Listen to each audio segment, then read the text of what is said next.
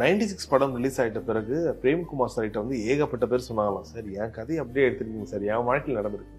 Autograph ரிலீஸ்க்கு அப்புறம் Cheran sir கிட்ட எத்தனை பேர் சொன்னாங்க. ஏன்னா பல பேருக்கு இது வாழ்க்கை எல்லா பாட்டுமே கனெக்ட் ஆயிருக்கும். ஸ்கூல் லைவ்லயும் சரி, நிறைய பேர் இந்த மலையாள காதல்ல வந்து ஏகப்பட்ட பேர் வயப்பட்டிருப்பாங்க. சோ அப்படி சொல்லும் போது உங்களுக்கு அது எவ்வளவு நெருக்கமா இருந்துச்சு எல்லாம் சொல்லும் போது? இப்ப கூட நெகில் முருகன் சொல்லுவாரு, சார் நான் உங்க மேல கேஸ் போட போறேன் அப்படிம்பாரு. ஏன் அப்படின்னு, என் கதையத்தை நீங்க எடுத்துட்டீங்க, ஆட்டோகிராஃப் என் கதையத்தை நீங்க எடுத்துட்டீங்க பாரு.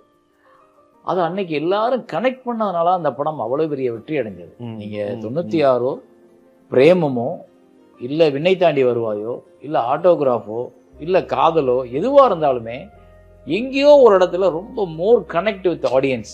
அவன் கடந்த எங்கேயோ உள்ள வாழ்க்கைய இப்ப நான் வந்து ஒரு மாதிரி வேற ஒரு ஸ்டைல்ல சொல்லியிருப்பேன், பிரேமம் வந்து வேற மாதிரி சொல்லியிருப்பாரு, அவர் சொன்ன மெத்தட் வேறையா இருக்கும். 96 வந்து ஒரு நிகழ்வை வச்சுட்டு இன்னொன்னு வேறையா சொல்லியிருப்பாரு. ஸோ விண்ணை தாண்டி வருவாய் கௌதம் மேனன் அவர் ஸ்டைல்ல சொல்லியிருப்பாரு. ஆனா இது எல்லாமே எங்கேயோ பாத்தீங்கன்னா கனெக்ட் ஆனதுனால இது எல்லாமே ஹிட்.